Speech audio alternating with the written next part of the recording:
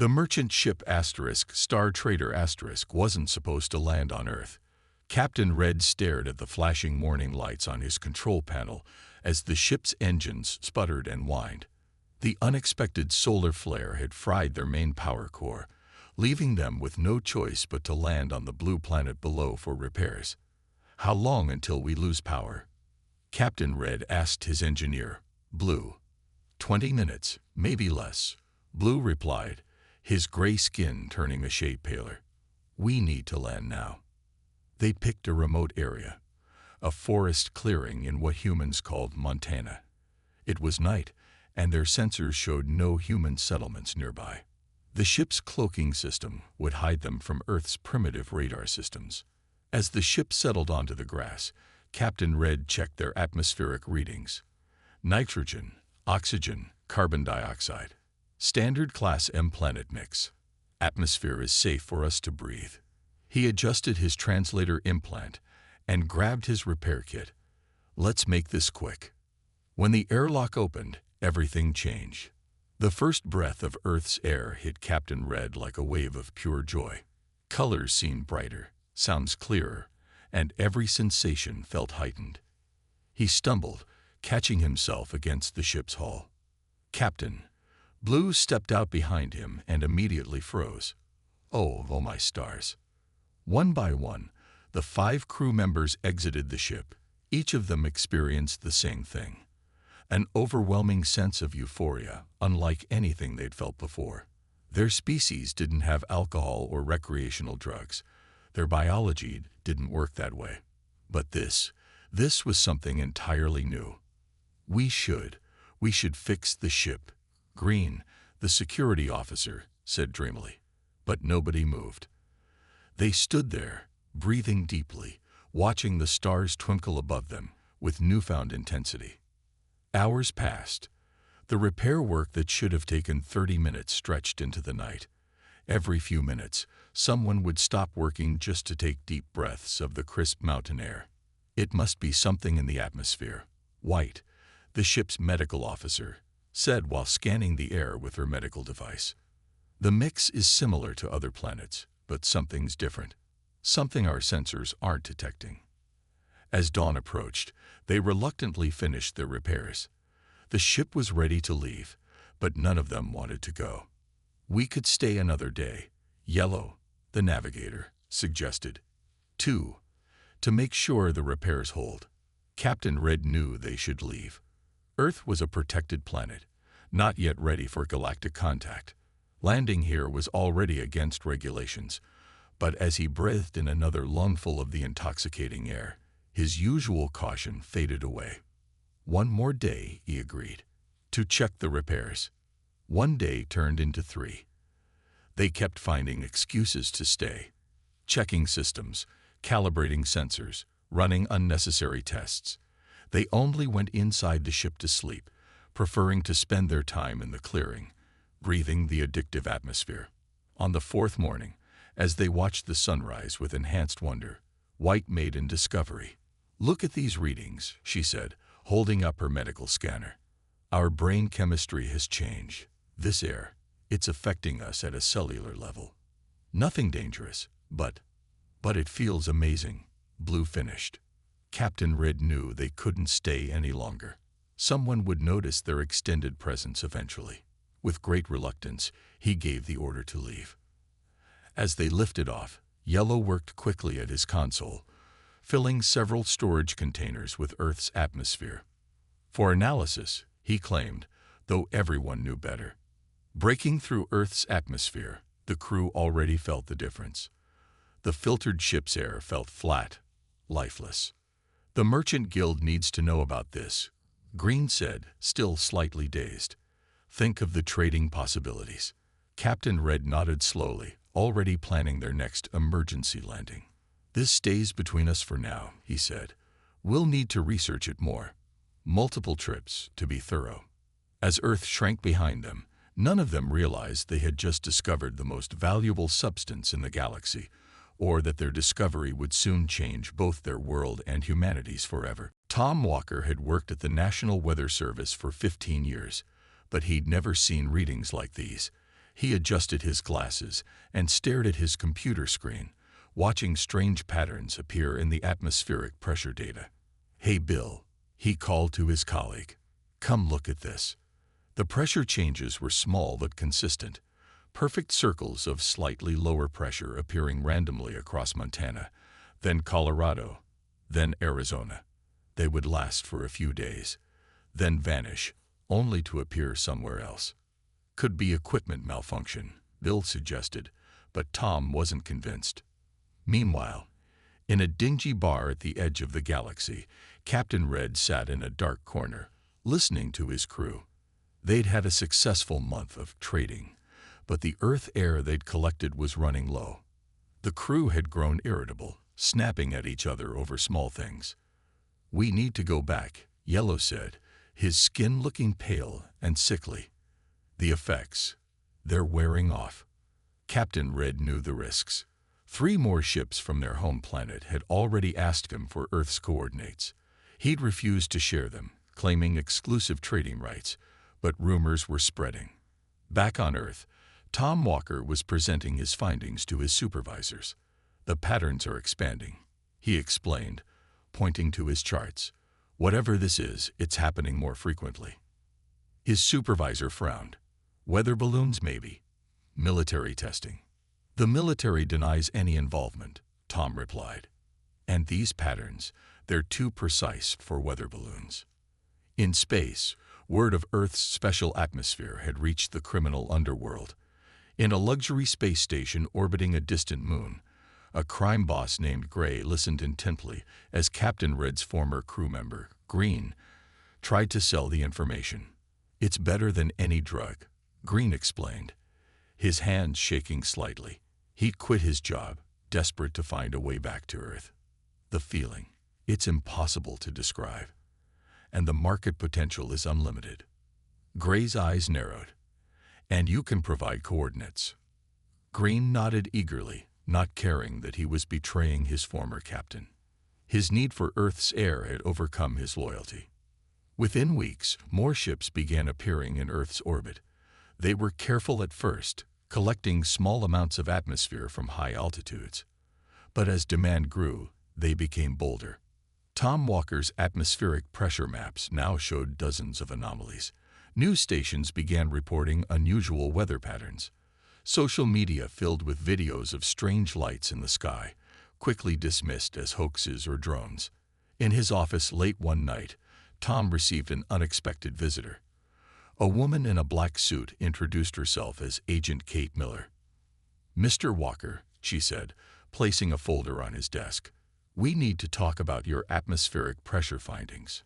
"Are you with the Weather Service?" Tom asked. "No," she replied, opening the folder to reveal photographs of strange, disc-shaped objects high in Earth's atmosphere.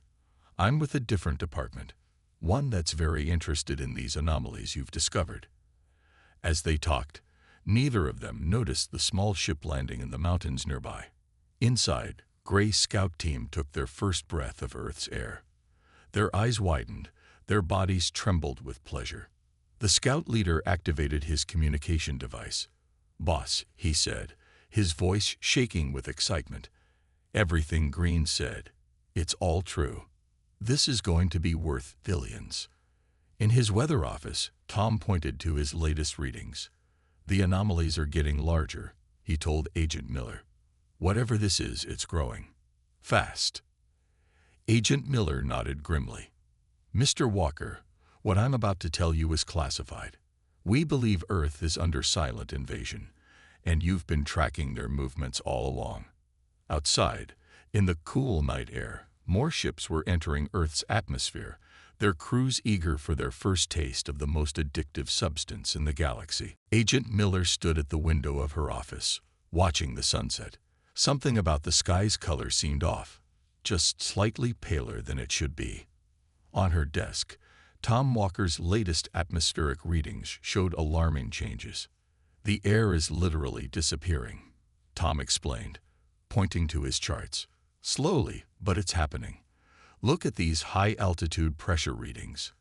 Before Agent Miller could respond, her phone buzzed. "Another report of strange beings in Denver. the third this week.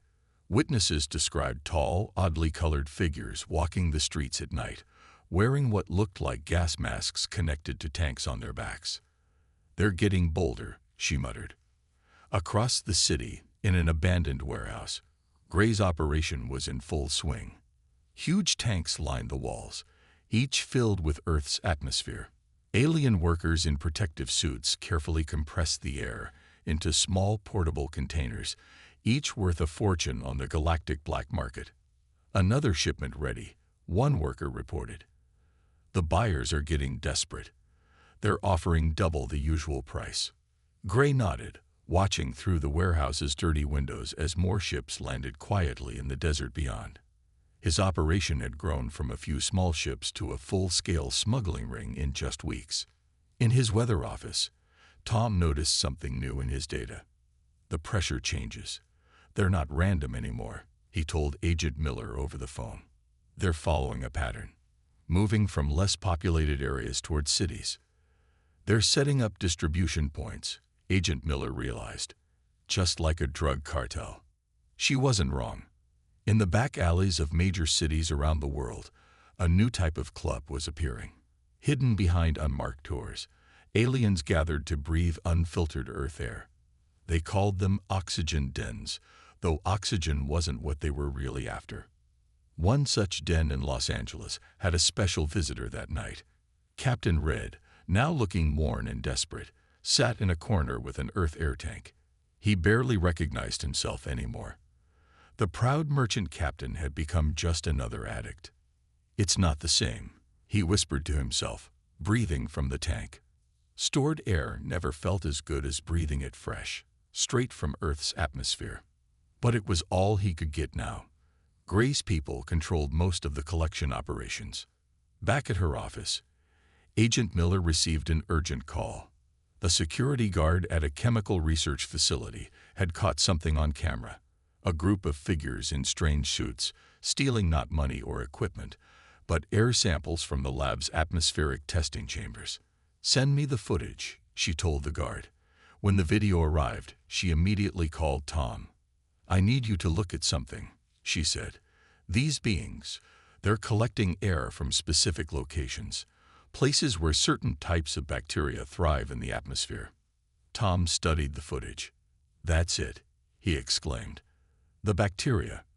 It must be affecting the air somehow, making it different." In orbit, more ships arrived daily. The word had spread far beyond Gray's control now. Ships from distant galaxies came to Earth, hoping to get their share of the increasingly precious resource. A nervous alien dealer counted his profits in a hidden room. The small tanks of Earth air sold faster than he could stock them, but his customers were changing. What started as curiosity was becoming desperation. Some hadn't returned to their homeworlds in weeks. In her car, driving to meet another witness, Agent Miller noticed more strange lights in the sky. Her phone hadn't stopped buzzing all day.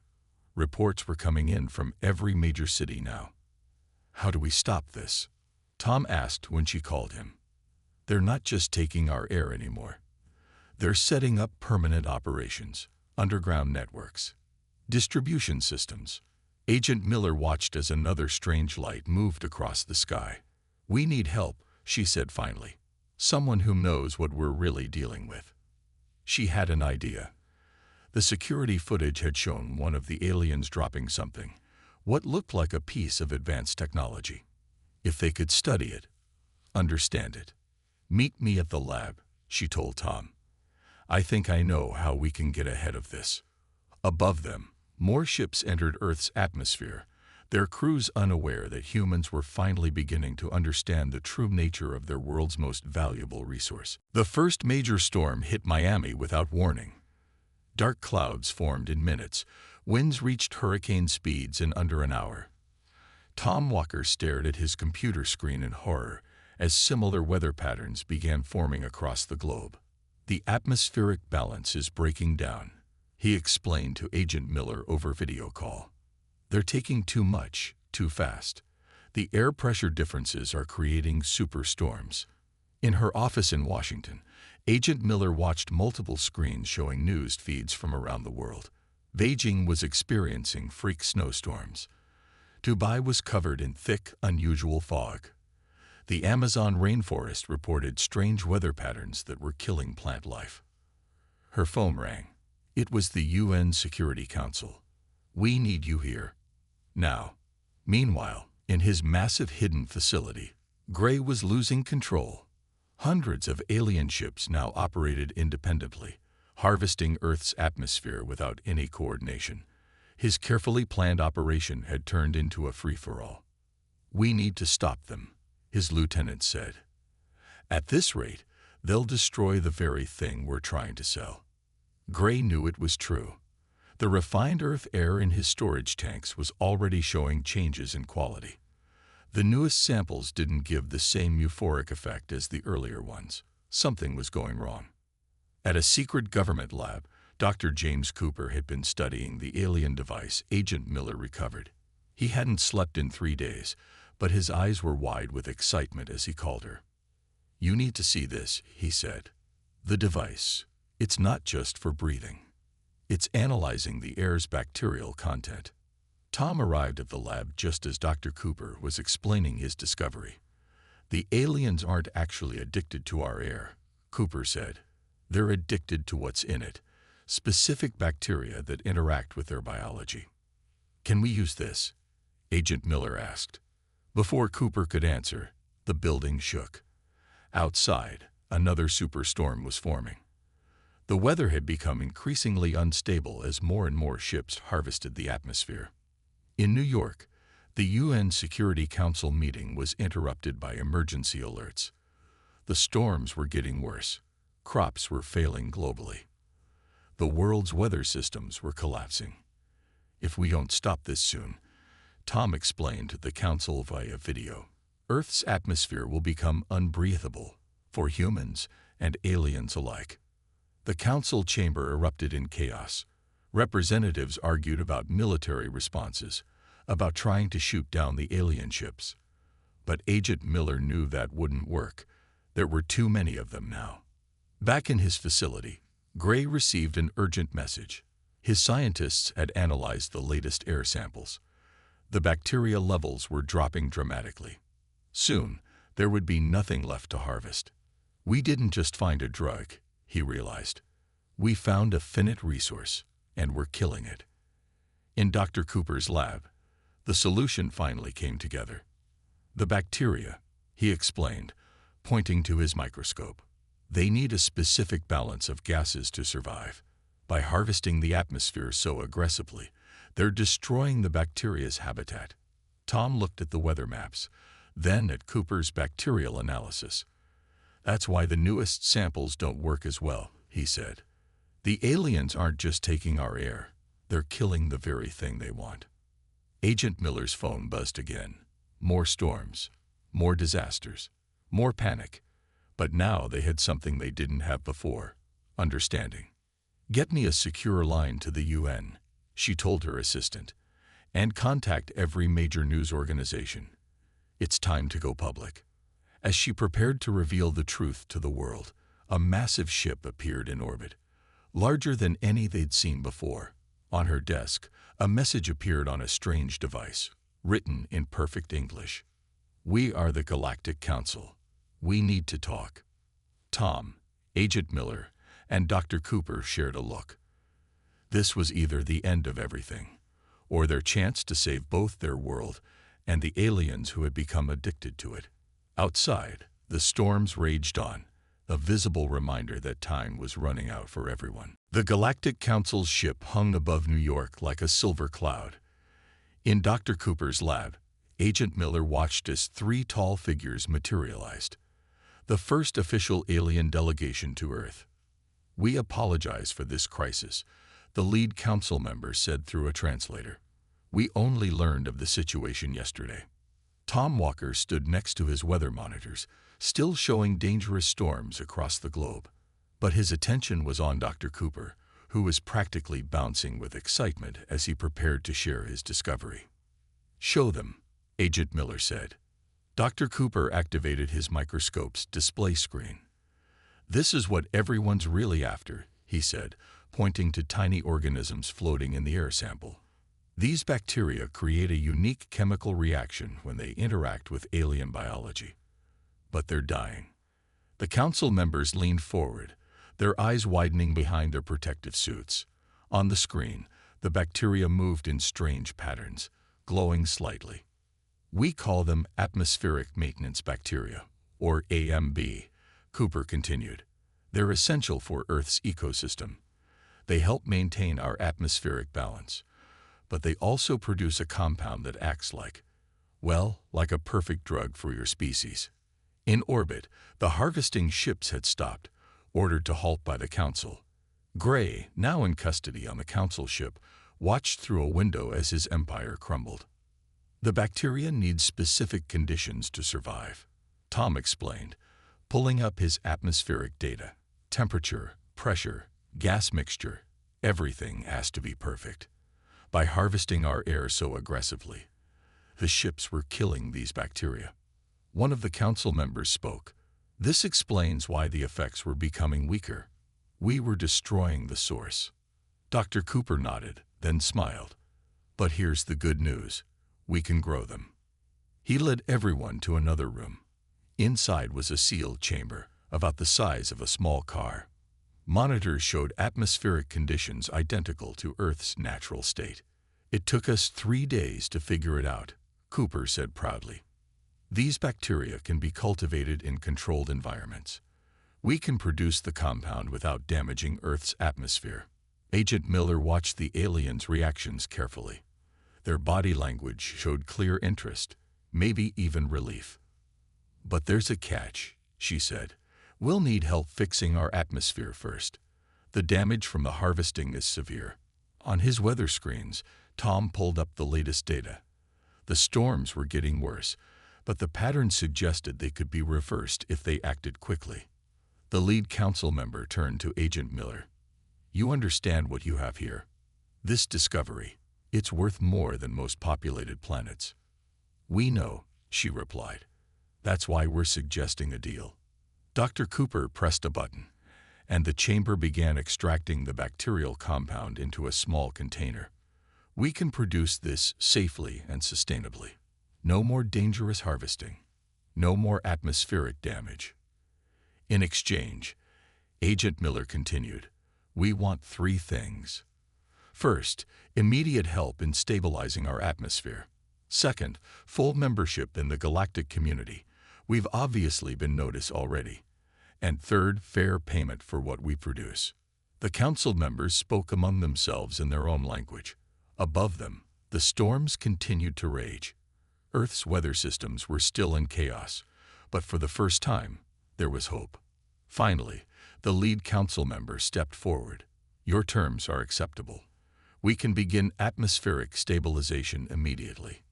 Dr. Cooper handed them the container of refined compound. Consider this a sample of our future cooperation. As the aliens carefully examined the container, Tom's weather monitors began showing something new. Council ships were moving into position around the planet, using advanced technology to calm the storms. It will take time, the council member said, but your atmosphere can be restored.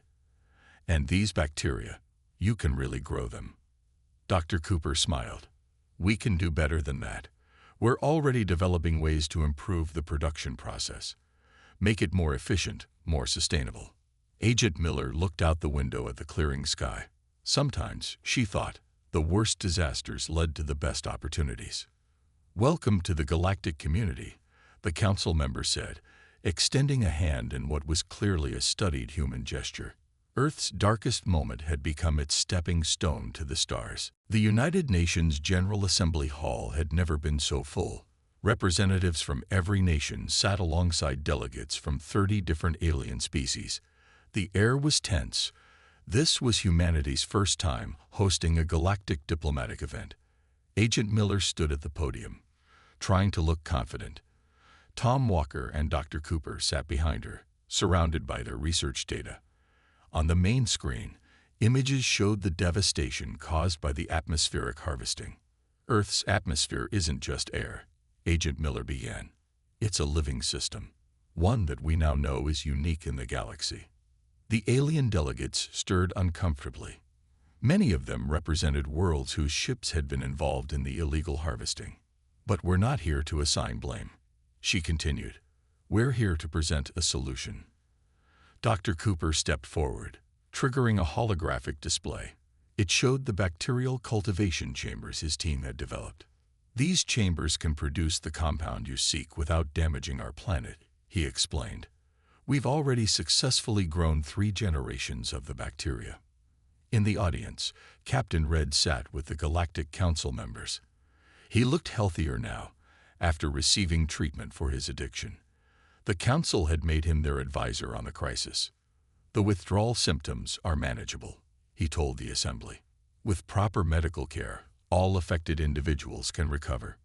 Tom Walker took the podium next, showing his weather data. The Council ships have helped stabilize our atmosphere, but there's still work to be done. We need guarantees this won't happen again. The head of the Galactic Council rose to speak. Earth's entry into the galactic community is unprecedented. Never before has a planet joined due to a crisis of this nature. Agent Miller held her breath. This was the moment they'd prepared for. But the Council head continued. Never before have we encountered a species that turned such a crisis into an opportunity for mutual benefit. The chamber erupted in discussion. On the screens, new data appeared showing the potential market for properly produced bacterial compound. The numbers were staggering. We propose a treaty, Agent Miller said over the noise. Earth will provide controlled, sustainable production of the compound. In exchange, we get full galactic membership rights and exclusive production authority. Gray, now in restraints, watched from a secure area. His illegal operation had nearly destroyed Earth's atmosphere, but had ironically led to this historic moment. The Council head spoke again. There are concerns. Earth is technologically behind many member worlds. Your species is young, relatively unknown. True, Dr. Cooper replied. But we're the only ones who can grow these bacteria successfully. We've spent millions of years evolving alongside them. We understand them in ways no one else can. To demonstrate, he showed new images. Failed cultivation attempts from advanced alien worlds contrasted with Earth's successful chambers. Your technology may be ahead of ours, Agent Miller added, but this isn't about technology. It's about biology. Earth's biology. The Council members conferred briefly. The chamber fell silent, waiting. Finally, the Council head stood again. The treaty is acceptable with one addition. Earth must also establish rehabilitation centers for those already addicted. It's our responsibility to help them. Agent Miller smiled. They'd anticipated this. Dr. Cooper's team has already designed treatment facilities. They can be operational within months. As the assembly erupted in applause, Tom checked his weather monitors one last time. The storms were calming. The atmosphere was stabilizing. Earth was healing. There's one more thing, Agent Miller announced. All former harvesting ships must be converted into atmospheric restoration vessels. We'll need them to repair similar damage on other worlds affected by this crisis. The Council head nodded approvingly. Earth wasn't just solving its own problems. It was thinking of others too. Outside the UN building, crowds watched on giant screens as humanity took its place among the stars. Not through war or conquest, but through science, compassion, and cooperation. Earth's air was still the ultimate drug for aliens, but now it would help heal the galaxy instead of harming it. 1 year after the treaty signing, Tom Walker stood at the observation deck of the New Denver Atmospheric Processing Center. Below him, humans and aliens worked side by side, monitoring the massive cultivation chambers that now produce the galaxy's most valuable substance. Production is up 12% this month, the facility director reported. And the latest bacterial strains are even more stable than the original. Through the reinforced windows, Tom could see the massive greenhouse-like structures where the atmospheric bacteria grew. They looked like giant soap bubbles, their surfaces shifting with rainbow colors as the carefully controlled air currents moved inside them. Agent Miller, now Earth's ambassador to the Galactic Council, walked in with a group of alien diplomats. She'd changed in the past year, more confident, comfortable in her role as humanity's voice among the stars. And here's where it all happens, she told her guests. The largest processing facility in North America. The aliens pressed against the glass, watching in fascination. They wore special suits that prevented them from experiencing the euphoric effects of Earth's natural air. After the crisis, such protection had become mandatory for all alien visitors. Dr. Cooper emerged from his new laboratory, excitement on his face. "Ambassador, you need to see this," he said, leading everyone to his research station. "We've identified 3 new bacterial strains. Each one produces slightly different effects." On his screen, microscopic organisms danced in their carefully controlled environment. The aliens leaned forward, interested but no longer desperate. The rehabilitation programs had been successful, helping thousands overcome their addiction to unprocessed Earth air. "Next month, we open the new Medical Research Center," Agent Miller told her guests. "The bacteria's compounds have shown promising results in treating several galactic diseases." Tom checked his global weather display. The last traces of the harvesting crisis had finally faded. Earth's atmosphere had fully stabilized, thanks to the combined efforts of human and alien technology. Captain Red, now working as a legal trader of the processed compound, entered the observation deck. He looked healthier than ever, proud of his role in the new industry. "The latest shipment to the Outer Rim colonies just launched," he reported. "Demand for medical-grade compound is higher than ever." In another part of the facility, former members of Gray's operation worked legitimate jobs, their knowledge of alien markets now used for legal trade. Gray himself had provided valuable information in exchange for a reduced sentence, helping shut down the last remnants of the illegal air trade. "Ambassador," one of the alien diplomats spoke up, "my world would like to invest in expanding these facilities. The medical benefits alone." Agent Miller smiled. "We'll discuss it at next week's Trade Council. Earth is open for business, but we maintain strict control over production." We learned that lesson the hard way. Tom walked to another window, this one showing the city beyond. Alien ships now landed openly at the new spaceport, following strict atmospheric protocols. Earth had changed so much in just 1 year. Dr. Cooper joined him, carrying his latest research results. "You know what's funny?" he said. "We never would have discovered the bacteria's properties if they hadn't tried to steal our air." The facility's alert system chimed softly. Time to adjust the atmospheric mixture in Chamber 7. Humans and aliens moved together with practiced efficiency, maintaining the delicate balance that kept the bacteria thriving. "Next phase starts tomorrow," Agent Miller announced. "Training programs for other worlds to establish their own processing centers, under Earth's supervision, of course." Tom smiled, remembering how it all began with strange readings on his weather monitors. Now those same monitoring systems helped maintain the most sophisticated atmospheric processing facilities in the galaxy. Outside, the sun set on a changed Earth. Ships crossed the sky openly, following designated flight paths. In rehabilitation centers, recovering addicts received treatment. In laboratories, scientists studied new medical applications. In training centers, humans taught aliens about atmospheric science. Earth's air was still unique in the galaxy, but now it brought hope instead of addiction, healing instead of harm. Humanity had faced a crisis and emerged stronger, wiser, and ready for its place among the stars. The ultimate drug had become the ultimate gift.